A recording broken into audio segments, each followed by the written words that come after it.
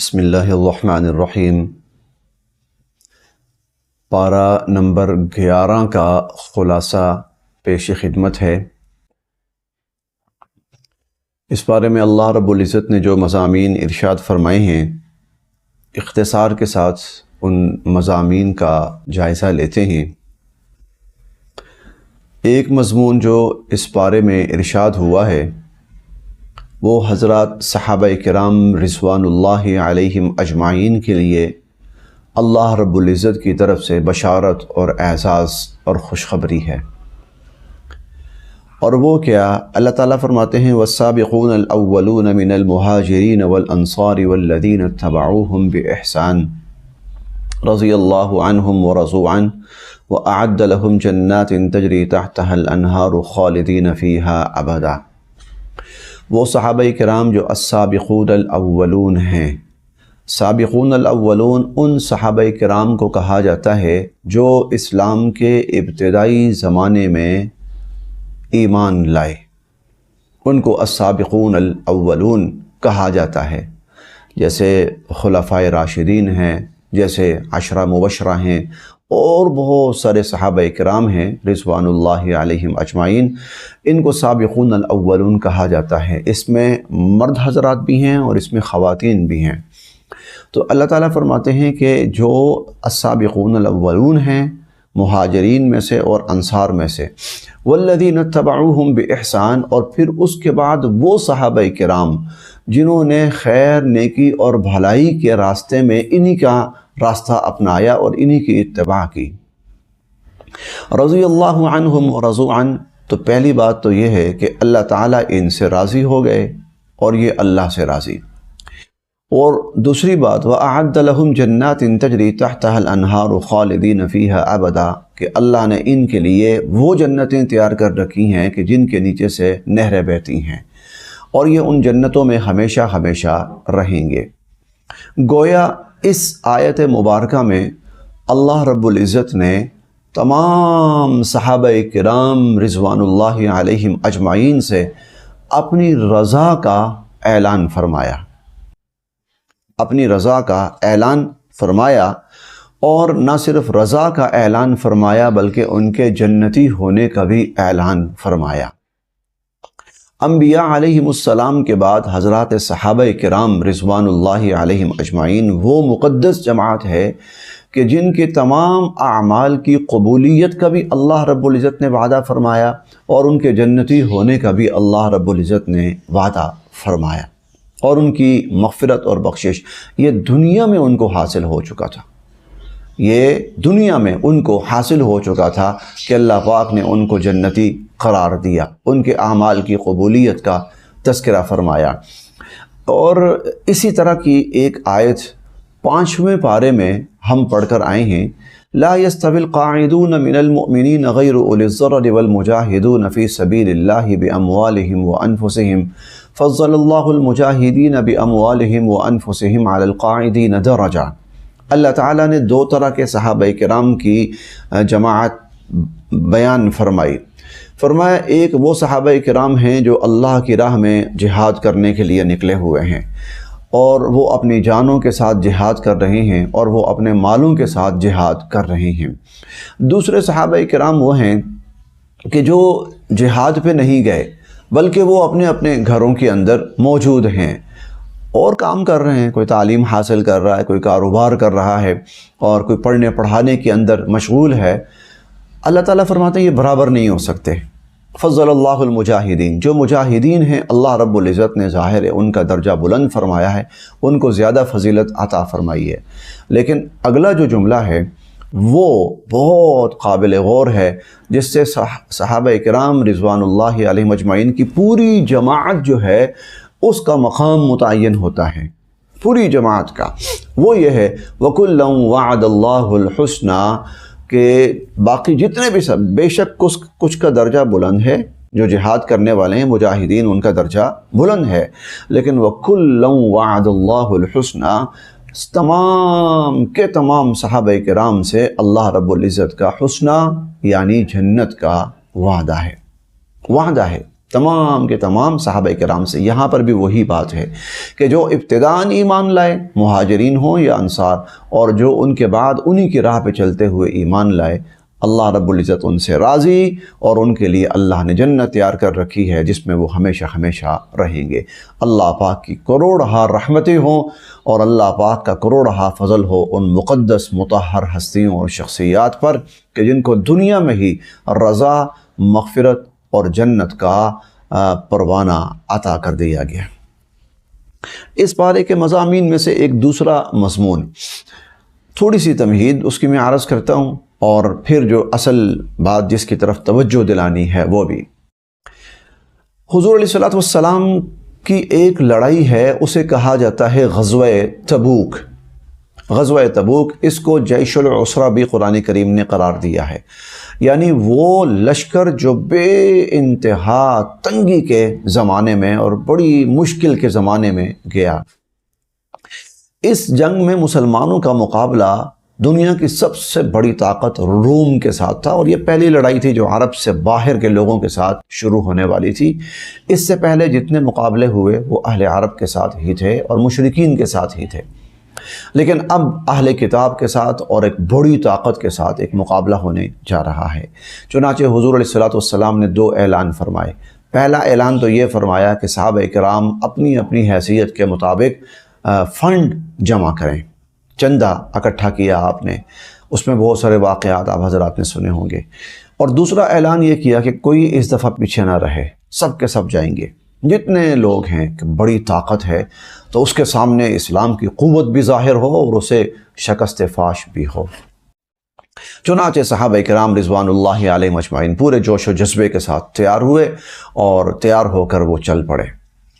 صرف ایک طبقہ ایسا پیچھے رہا جو صحابہ کرام کے درمیان ہی منافقین کے نام سے معروف تھے، مشہور تھے، وہ منافقین قرار پاتے تھے، وہ نہیں شامل ہوئے، انہوں نے ہیلے بہانے کیے، جان چھڑا لی۔ مخلص صحابہ کرام میں سے کچھ صحابہ نہیں جا سکے۔ نہ جانے کی وجہ یہ تھی کہ ان کا خیال یہ تھا کہ الحمدللہ ہم ٹھیک ٹھاک ہیں، صحت مند ہیں، صحت یاب ہیں، اور ہمارے پاس سواری بھی موجود ہے، تو ہم 2 3 4 یہ کام نمٹا لیں، لشکر تو آہستہ آہستہ جائے گا، ہم آرام سے پیچھے پہنچ جائیں گے، وہ مسئلہ ہی نہیں ہے، تو ہمارے کام بھی نمٹ جائیں اور ہم پیچھے لشکر کے ساتھ پہنچ بھی جائیں گے، لڑائی میں ہم شامل ہونا ہے، لڑائی سے ہم پیچھے نہیں رہیں گے۔ اللہ کا کرنا ایسا ہوا کہ ان کے کام جو ہیں وہ تھوڑے سے طویل ہو گئے اور وہ لڑائی میں شامل نہیں ہو سکے، یہاں تک کہ یہ جو لشکر ہے یہ واپس مدینہ آ گیا۔ اب جب یہ لشکر واپس مدینہ آیا تو جو منافق طبقہ تھا وہ تو آ کے جھوٹ بول بال کے جانے چھڑاتے رہے۔ حضور علیہ الصلوۃ والسلام کو بھی پتہ تھا جھوٹ بول رہے ہیں، اور اللہ رب العزت تو جانتے ہیں، لہٰذا اللہ تعالیٰ نے تو حضور علیہ الصلوۃ والسلام سے یہ کہا تھا کہ یہ آپ کے پاس آ کر بہانے بنائیں گے، یعتذرون الیکم اذا رجعتم الیہم قل لا تعتذروا لن نؤمن لکم، بہانے بنائیں گے، آپ ان سے کہیں کہ کسی بہانے بازی کی ضرورت نہیں ہے، اللہ نے تمہارے سارا کچا چٹھا کھول دیا ہے میرے اوپر، مجھے سب بتا دیا ہے اللہ تعالیٰ نے، اور یہ چاہیں گے کہ لتعرضوا عنہم، کہ آپ ان کو نظر انداز کر دیں، فاعرضوا عنہم، تو آپ ان کو نظر انداز کریں، انہم رجس ومأواہم جہنم، یہ تو ناپاک اور پلید لوگ ہیں اور ان کا ٹھکانہ جہنم ہے۔ ان کے بارے میں تو اللہ نے واضح فرما دیا کہ یہ تو جہنمی لوگ ہیں اور یہ جو کچھ کہہ رہے ہیں سب جھوٹ ہے، بہانے بازی ہے۔ اچھا، اب مسلمان بھی تھے کچھ مخلص، فرق تو یہیں پہ آنا تھا نا۔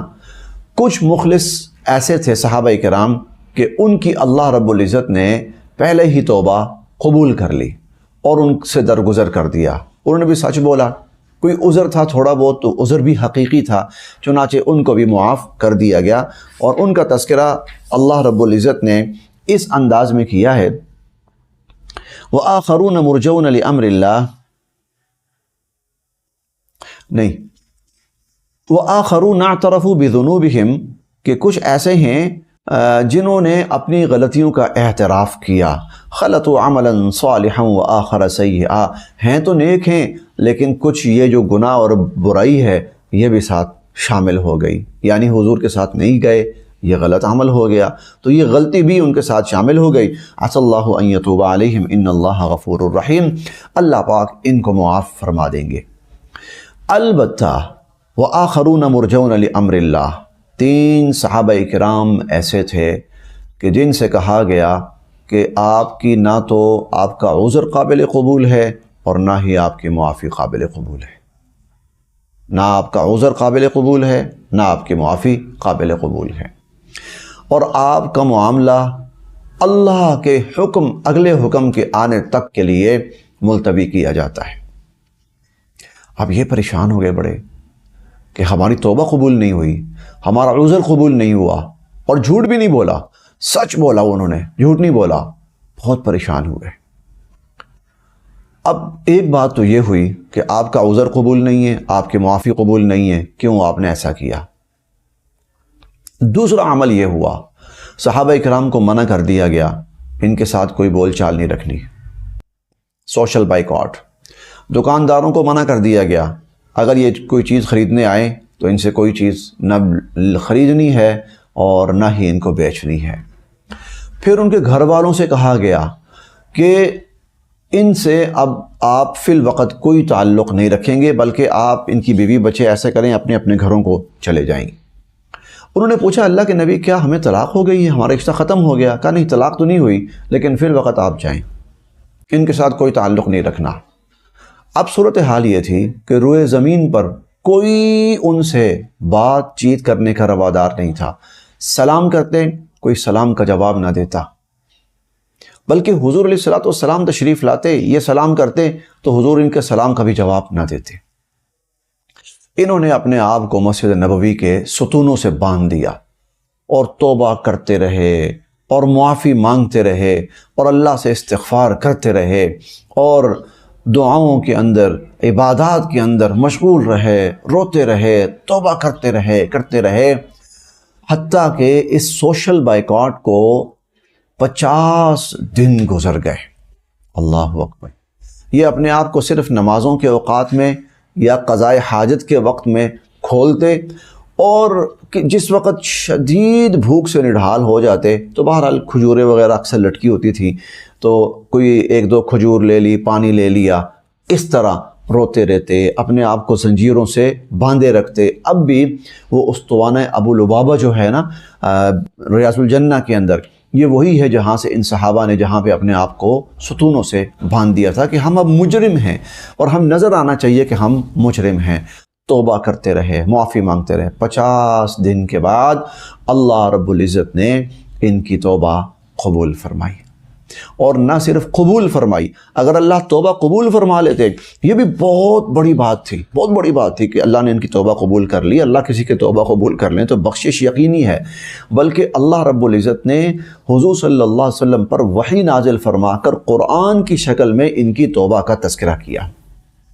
دیکھیں اللہ تعالیٰ فرماتے ہیں وَعَلَى الثَّلَاثَةِ الَّذِينَ خُلِّفُوا، اور اللہ پاک نے ان 3 پر بھی بڑی مہربانی فرمائی، خلفوا جن کا معاملہ ملتوی کر دیا گیا تھا، حَتَّى إِذَا ضَاقَتْ عَلَيْهِمُ الْأَرْضُ بِمَا رَحُبَتْ، حتیٰ کہ زمین اپنی تمام تر وسعت کے باوجود ان پہ تنگ ہو گئی، وَضَاقَتْ عَلَيْهِمْ أَنفُسُهُمْ، اور ان کی اپنی جانیں ان پر تنگ پڑ گئیں، وَظَنُّوا أَن لَّا مَلْجَأَ مِنَ اللَّهِ إِلَّا إِلَيْهِ، اور انہیں یہ یقین تھا، وہ یہی امید لیے بیٹھے رہے کہ اللہ کے سوا کوئی جائے پناہ نہیں ہے۔ اللہ اکبر، یہ جملہ تو ایمان کی انتہا ہے، یعنی اس کے باوجود کہ بظاہر وہ مجرم ہیں، لیکن اللہ پہ ان کا یقین یہ تھا کہ اللہ یا اللہ کا نبی، اس کے سوا کسی کے در پہ نہیں جانا۔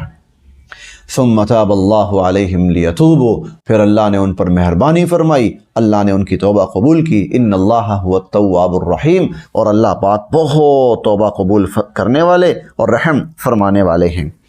اچھا، یہ جو 3 صحابہ تھے نا، تو ان کا نام تھا کعب بن مالک اور ہلال بن امیہ اور مرارہ بن ربیع۔ ان میں حضرت کعب بن مالک جو ہیں نا، انہوں نے حضور صلی اللہ علیہ وسلم کو بھی اور صحابہ کرام کو بھی بعد میں بڑی تفصیل کے ساتھ، بلکہ بعد میں اپنے بچوں کو یہ واقعہ سنایا کرتے تھے۔ جب توبہ قبول ہوئی، حضور علیہ الصلوۃ والسلام نے آ کر ان کو بشارت دی اور ان سے کہا کہ تمہاری زندگی میں آج تک اتنا خوبصورت دن نہیں آیا ہوگا جتنا خوبصورت دن آج آیا ہے۔ کہ اللہ رب العزت نے تمہاری توبہ قبول فرمائی، توبہ کی قبولیت کا اعلان قرآن کریم میں کیا، اور مجھے یہ کہا کہ میں تمہیں تمہاری توبہ کی قبولیت کی بشارت اور تمہاری مغفرت کی بشارت تمہیں سناؤں، تو حضور نے فرمایا تمہاری زندگی میں اس سے زیادہ خوش نصیب دن کوئی نہیں آیا ہوگا۔ تو انہوں نے کہا یہ بات ہے جو میں عرض کرنے لگا ہوں، یہ ساری تمہید تھی کہ اللہ کے نبی، میں نے جھوٹ نہیں بولا تھا، میں نے سچ بولا تھا، اور اللہ نے ہماری توبہ اس لیے قبول فرمائی کہ ہم نے سچ بولا تھا، جھوٹ نہیں بولا تھا۔ سچ بولنے پر اللہ رب العزت نے ہماری توبہ قبول فرمائی۔ اللہ کے نبی، میں آپ کو گواہ بنا کر وعدہ کرتا ہوں اپنی زندگی میں کبھی جھوٹ نہیں بولوں گا، اپنی زندگی میں کبھی جھوٹ نہیں بولوں گا۔ اس پر اللہ رب العزت نے یہ آیت نازل فرمائی، یا ایھا الذین آمنوا اتقوا اللہ وکونوا مع الصادقین، اے ایمان والو اللہ سے ڈرو اور سچوں کے ساتھ رہا کرو، جھوٹوں کے ساتھ نہ رہو، کیونکہ جھوٹوں پر تو لعنت برستی ہے، جھوٹوں پر لعنت برستی ہے تو جو جھوٹوں کے ساتھ ہوگا لعنت اس پر بھی برسے گی۔ سچوں پر رحمت برستی ہے اور جو سچوں کے ساتھ ہوگا ان پر بھی رحمت برسے گی۔ سچائی جنت میں لے کے جاتی ہے اور جھوٹ جہنم میں لے کے جاتا ہے۔ تو ایک سچائی جس کا انہوں نے خود اقرار کیا اور اللہ نے ان کے اقرار پر مہر ثبت کی، اور ایک توبہ کہ ان کی توبہ اللہ نے اتنی پسند کی کہ ان کی توبہ پر اللہ نے پوری سورت ہی سورہ توبہ کے نام سے نازل فرمائی۔ اس پارے کے مضامین میں سے ایک مضمون وہ مشرکین کہتے تھے حضور صلی اللہ علیہ وسلم سے، آپ جو قرآن کریم لے کر آئے ہیں نا، یہ قرآن ہمیں قبول نہیں ہے، اس میں کچھ مضامین ایسے ہیں کہ جس سے ہمارے عقائد پر، ہماری نظریات پر، معاشرے میں ہمارا جو امیج ہے اور ہمارا جو مقام ہے اس پر بڑی زد پڑتی ہے۔ وَإِذَا تُتْلَى عَلَيْهِمْ آيَاتُنَا بَيِّنَاتٍ قَالَ الَّذِينَ لَا يَرْجُونَ لِقَاءَنَا ائْتِ بِقُرْآنٍ غَيْرِ هَذَا، تو وہ کہتے تھے کوئی اور قرآن لے کے آئیے جس میں ہماری تعریفیں ہوں، جس میں ہم اچھے قرار پاتے ہوں، جن میں ہمیں شاباش ملے۔ یہ قرآن ہمیں گوارا نہیں ہے جو ہماری خامیاں اور ہماری برائیاں بیان کرتا ہے۔ تو یا او بدل ہو، یا پھر جہاں جہاں کچھ چیزیں ہیں نا ان کو بدل دیجئے، قرآن میں تبدیلی کر دیجئے۔ اللہ تعالیٰ نے حضور علیہ السلام سے فرمایا، قل، آپ ان سے فرمائیے، ما یکون لی ان ابدلہ من تلقاء نفسی، سنو مجھے تو یہ اختیار ہی نہیں ہے کہ میں اپنی مرضی سے اللہ کے اس قرآن کو بدل سکوں۔ ان اتبع الا ما یوحى الی، ان اتبع الا ما یوحى الی، بھئی میں تو اسی کی پیروی کا پابند ہوں جو اللہ کی طرف سے میری طرف وحی کی گئی ہے۔ اور انی اخاف ان عصیت ربی عذاب یوم عظیم، یہ حضور صلی اللہ علیہ وسلم فرما رہے ہیں، بلکہ اللہ تعالیٰ کہہ رہے ہیں کہ آپ فرمائیں اگر میں اللہ کی نافرمانی کروں تو مجھے تو اللہ کے عذاب کا بڑا ڈر ہے۔ تو اللہ کا جو قرآن ہے اس کو بدلنا، اس کا اختیار کسی کو نہیں ہے، ہمیں جو حکم ہے اپنے آپ کو بدلنے کا ہے کہ ہم اپنے آپ کو قرآن کے مطابق بنائیں۔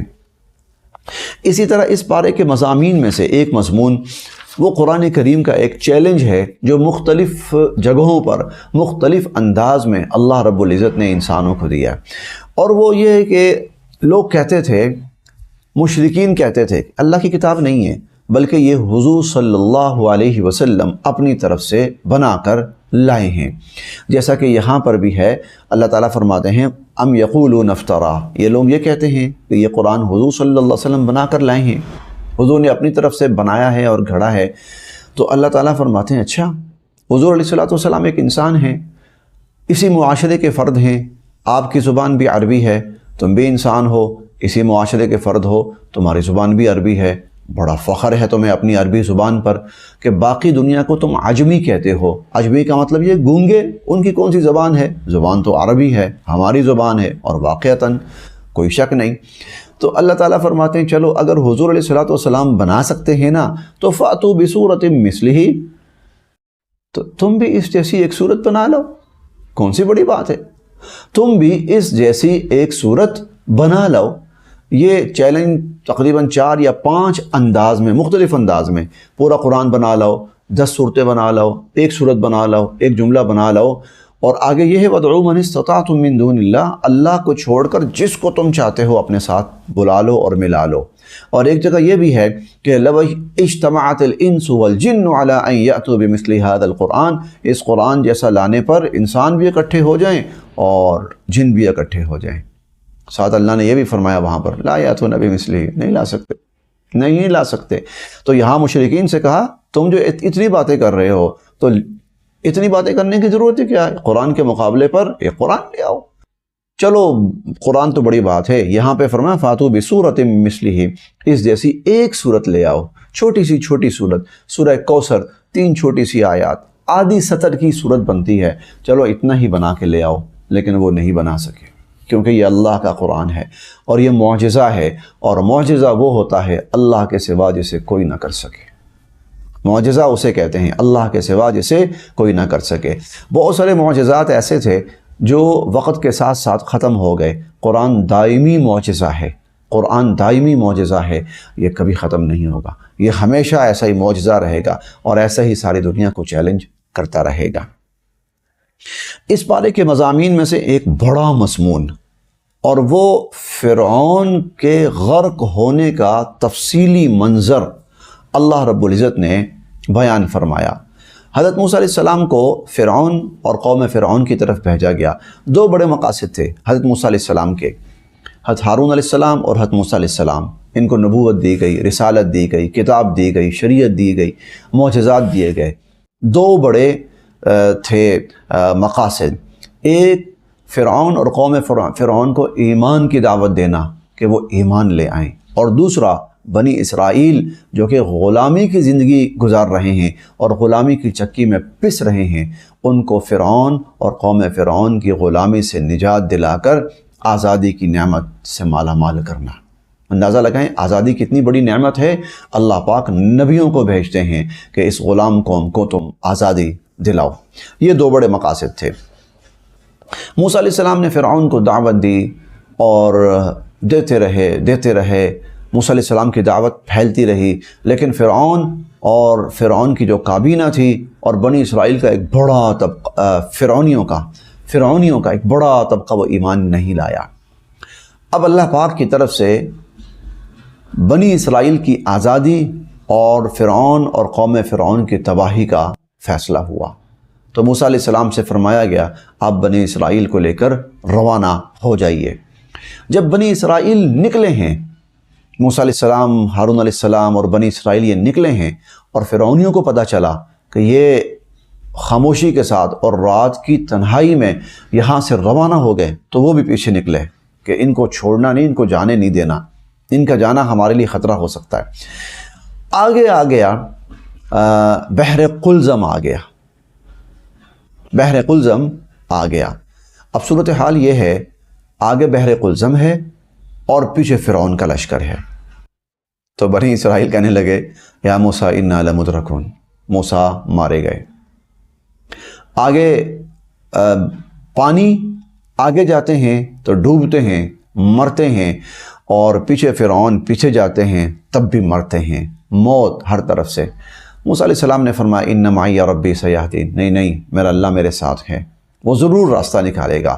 چنانچہ اللہ تعالیٰ فرماتے ہیں ہم نے موسیٰ علیہ السلام سے فرمایا کہ آپ اپنی لاٹھی پانی کے اوپر ماریے، فاضرب بعصاک البحر، اس بحر کے اوپر، سمندر کے اوپر لاٹھی ماریے۔ جب موسیٰ علیہ السلام نے لاٹھی ماری فانفلق فکان کل فرق کالطود العظیم، اور وَإِذْ فَرَقْنَا بِكُمُ الْبَحْرَ، تو پانی پہ لاٹھی ماری تو یوں پانی پھٹا اور راستہ بن گیا۔ موسیٰ علیہ السلام بنی اسرائیل کو لے کر اسی راستے پہ نکلے، پیچھے سے فرعون آیا، اس نے دیکھا، ان کا فی الحال تو ان کا پیچھا کرو نا، باقی بعد میں دیکھتے ہیں۔ موسیٰ علیہ السلام، ہارون علیہ السلام اور بنی اسرائیل یہ گزر گئے، جتنا پانی کا راستہ تھا گزر گئے۔ پیچھے سے فرعون آیا اور فرعون کی قوم آئی۔ جب وہ درمیان میں پہنچے تو اللہ رب العزت فرماتے ہیں کہ ہم نے پانی کو حکم دیا چل پانی مل جا۔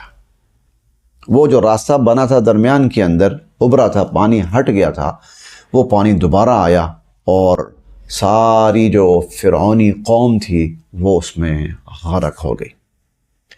وَإِذْ فَرَقْنَا بِكُمُ الْبَحْرَ فَأَنْجَيْنَاكُمْ وَأَغْرَقْنَا آلَ فِرْعَوْنَ، فرعونیوں کو ہم نے غرق کیا، وَأَنْتُمْ تَنْظُرُونَ، اور تم اپنی آنکھوں سے وہ سارا منظر دیکھ رہے تھے۔ یہاں پر خاص طور پر جس منظر کو فوکس کیا گیا وہ فرعون کی غرق ہونے وقت کی کیفیت ہے۔ اللہ تعالیٰ فرماتے ہیں حتیٰ اذا ادرکہ الغرق، یہاں تک کہ فرعون جب غرق ہونے لگا، ڈوبنے لگا، قال آمنت انہ لا الہ الا الذی آمنت بہ بنو اسرائیل وانا من المسلمین، کہنے لگا میں اس اللہ پر ایمان لایا جس کے سوا کوئی معبود نہیں ہے اور جس پر بنی اسرائیل بھی ایمان لائے، میں اس اللہ پر ایمان لاتا ہوں۔